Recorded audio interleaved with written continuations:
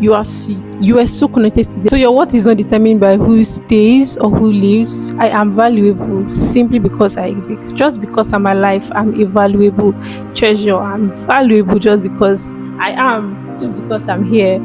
So that was one of the crucial lessons that I learned during my isolation period. And during that period, I disconnected a little from like my social medias. I remember cutting my streaks because like even though I didn't realize this, but like it just hit me one day that oh, this thing is some kind of a validation that I'm seeking. Because like you send something that you think that is what's saving chat, and then maybe somebody doesn't save it, like it just triggers something in me, just triggers, oh maybe this person did not save you, oh maybe I wasn't so good looking. So I just um I'm caught that I decided to do like the internal work on myself, that because I feel like God knows like where he's taking you to. I think there was also something that Apostle Suleiman said. You meet somebody today and you don't just know why you don't align, because God is looking at 2027. He's looking at the places that you have not yet seen yet. If you ignore what you are feeling and you still go, oh, maybe this person has this and blah blah blah, and then in the long run it ends up bad for you. That's when you now complain. Oh, God might be looking at you. Oh, this is my child. I want to make her famous. So if she's seeking a form of validation from all these people that she even knows, and like, oh, why haven't this person saved da, why haven't da, that means when I'm out there in the limelight, when you're out there in the limelight, and then you start getting forms of hate and this you start getting people talking and disliking you, what are you going to do then? If it's now that, oh, if somebody doesn't save in chat, it triggers something in you, or it just makes you question yourself, or it just makes you think to yourself, oh, wasn't this worthy of being saved in chat? Oh, wasn't I looking so beautiful? Oh, wasn't I blah blah blah? So literally, like, God actually has a purpose. I remember when I was a little girl, like I'm still a little girl, like I mean I'm just 20. I remember when I was much younger, I used to say that when somebody asks me, oh, what's the bad thing about you, or like that kind of question, I would say, oh, likes and dislikes and blah blah blah, or like those kind of funny questions. I remember myself saying that, oh, I am somebody that keeps grudges, and like why I used to say that before in the past was because I knew how deeply I loved, and like and I placed value on some certain things. So like when somebody would do something to me, I would keep a grudge against you because I wouldn't do that to you. But I've come to realize that, in the context of people, God loves those people that you hate. So the healing comes from setting boundaries, with people. There was this particular situation that made me feel very unheard and unseen. I remember going to stress about it, and like I just remember that God sees you. God knows your heart. God knows your own truth. There's no need for you to go and explain yourself. God knows your truth. God knows your intentions. God knows your character. So there is nothing else to say. You don't have to prove yourself. He already knows you. He already sees you, and he already loves you. I'm still growing. I'm still learning. It's okay to be unsure and learn. It's okay to still be growing and learning. Like I mean, this season of isolation has highlighted areas in my life that I never knew that needed healing. And you know how people used to come and talk about healing, and it sounds so cliche. Like it's when you look back, when you look at the memories, when you look at what you used to go through, when you look at the process that it took you to be who you are and where you are now. That's when you know that you've healed. That's when you know that you had a journey. That's when you know that you have a process. It's not like every day you say, oh, healing the one, I'm doing this, blah blah blah. When you go back, when you look at how things were and how things now, you know that you've passed through something. You know that you've passed through a particular process that has changed your mind, that has brought you to where exactly you are. So this season of isolation, like, basically has taught me how to love myself more. Like, I literally would wake up and like I didn't even know who I was anymore. Like I did not know who I was. Like I literally did not know who I was. I didn't know who I was, and I started viewing people in my life with a deeper sense of purpose and meaning, and I'm happy to be evolving with God. And if you're in your isolation phase, because if you're in your isolation phase, please stop running from it. Don't be like Jonah. Stop running from it. The more you run, the more he takes. The more you distract yourself with those things, the more he takes. The more he takes, because he wants to get you where you are broken. He wants to get you to the point that you come to him. So just go to him now that he has called you one time. Don't let him call you 3 times. He has called you. Kulu, go. Don't allow him to call you more than that, because the things you're using to distract yourself, he will take it. He's the God of all things. So surrender yourself to him wholly. Go to him. He's the only person that can feel that void that you're feeling inside. There is no amount of TikTok that will feel it. I'm sorry. And you might be asking, oh, why is God calling me into a season of isolation? It's because he sees something precious in you that either he wants to reveal or to show you. Because like imagine the things I was harboring inside. God revealed to me the struggles that I was going through that I did not even know that, oh, I was going through that kind of thing. Like God showed me that this might be something that you need to work on. Oh.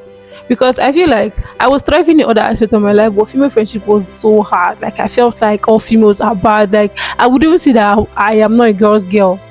Like I was struggling. Like now that I think about it, like I really needed help.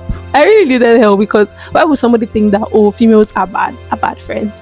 You know, it's either because of past experiences, traumas, or like what you had going on as a kid, just something that has taken you away from the reality and the truth and the love of God. That there's so many beautiful females out there that are willing to show you love, willing to reciprocate what you have, and God will make you a better person for the person, because you have to be a good friend to attract. God will not carry his precious little daughter and come and give somebody that is struggling. God will heal you first and then connects you with another precious daughter of his. So no matter the no matter the noises that you want to use to distract yourself, when you, like I said earlier, you will know when it's a God problem. This video is not for everybody. You will know when your situation is a God problem. You would know. Yes, you. So when you've discovered that it's a God problem, I mean everything is a God problem. Every situation is, is God centered. You must involve God in everything. But this particular season of isolation, that the void and emptiness that you feel, and it's time to turn to God, it's time to go back to God, I recommend that you see a pastor. I would not say a friend. Seek a pastor, your pastor. Seek a pastor and reflect, journal, fast. Just talk to God about everything. Talk to God about how you're feeling. Talk to him as your friend, and he hears you, he sees you, he knows you. God knows the littlest strand of your hair. God knows that as you combed your hair to the sun fell out. God knows that one of your lashes came out when you plucked out your lash extension. God sees everything, and he knows, and he loves you, and he cares for you. So you don't have to have it all figured out now. So the last thing I would say before I end this video is that you might feel lonely, you would feel lonely. So that is a reminder to connect back to your creator. Okay, if this video was helpful, please give it a thumbs up, like, comment, subscribe, and share. And I pray that God be with all of you. Ciao.